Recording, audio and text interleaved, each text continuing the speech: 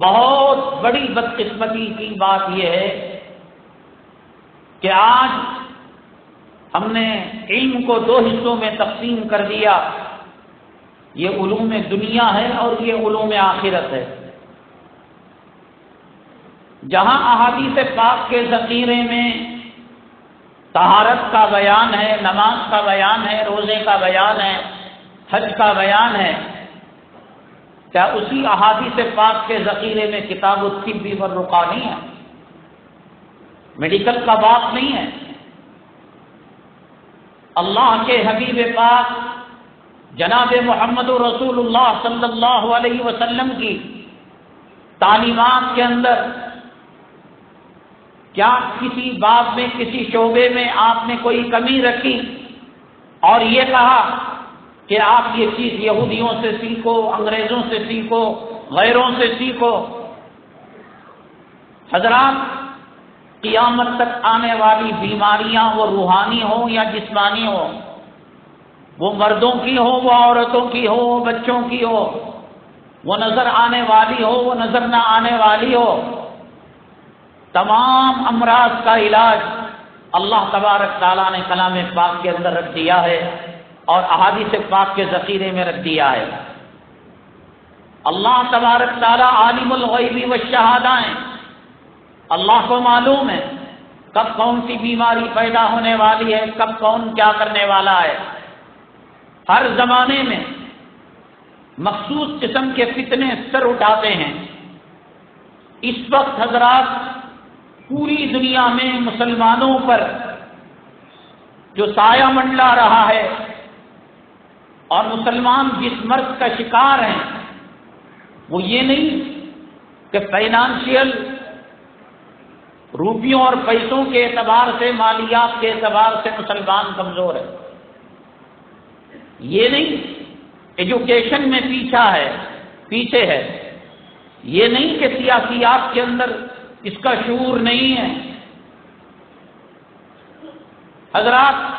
یہ چیزیں تو آنی جانی ہیں، یہ امیری، یہ غریبی، یہ بیمار ہونا، یہ صحت یاب ہونا، یہ حکومت کا ملنا، یہ حکومت کا چھننا، اس سے ہماری قبر کی زندگی کا کوئی لینا دینا نہیں ہے، یہ کوئی مسئلہ نہیں ہے۔ اس وقت سب سے بڑی وہ بیماری جو مسلمان جس مرض کے اندر مبتلا ہے وہ بزدلی ہے، وہ احساس کمتری ہے، اور مسلمان یہ سمجھ رہا ہے کہ ہم اگر جئیں گے، ہم اگر دنیا میں زندہ رہیں گے، غیروں کے رحم و کرم پر رہیں گے۔ وہ مسجد بنانے کی اجازت دیں گے، مسجد بنائیں گے، وہ مدرسہ بنانے کی اجازت دیں گے، مدرسہ بنائیں گے، وہ ہماری عورتوں کی عزت و آبرو کو نہیں لوٹیں گے۔ ان کا کرم، ان کی مہربانی، ان کا احسان کہ ہماری عورتیں شادی خانوں کے اندر، بازاروں کے اندر بازاری عورتوں کے کپڑے پہن کر جاتی ہیں، لیکن پھر غیر ان کی عزت کو نہیں لوٹتا، ان کی آبرو کو نہیں لوٹتا۔ بڑی مصیبت یہ ہے کہ بہت سارے علماء کرام بھی اس مرض کے اندر مبتلا ہیں، اور جب مدرسے کا تعارف کراتے ہیں تو کہتے ہیں ہمارے مدرسے میں عصری علوم بھی پڑھائے جاتے ہیں، ہمارے مدرسے میں انگریزی کی تعلیم بھی دی جاتی ہے، ہمارے مدرسے میں کنڑ کی تعلیم بھی دی جاتی ہے، ہمارے مدرسے میں کمپیوٹر کی تعلیم بھی دی جاتی ہے، ہمارے مدرسے میں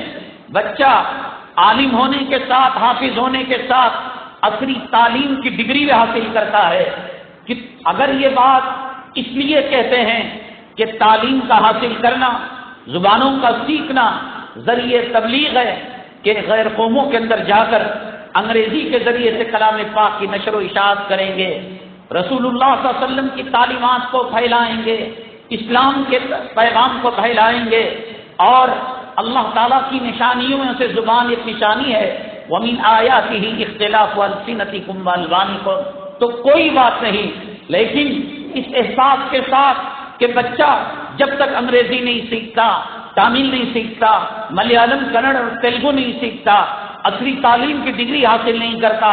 مولویت کی ڈگری حاصل کر وہ بیکار ہو جاتا ہے، وہ ٹیوشن والا ہو جاتا ہے، وہ کٹ ملا ہو جاتا ہے، وہ ممبر و محراب کا وارث بن جاتا ہے، وہ مسجد اور مدرسے کی چار دیواری کے اندر مقید ہو جاتا ہے، ہم اس کو لیکچرار بنائیں گے، ہم اس کو پروفیسر بنائیں گے، ہم اس کو جج بنائیں گے، ہم اس کو لائر بنائیں گے، ہم اس کو ڈاکٹر بنائیں گے، یہ احساس کمتری ہے۔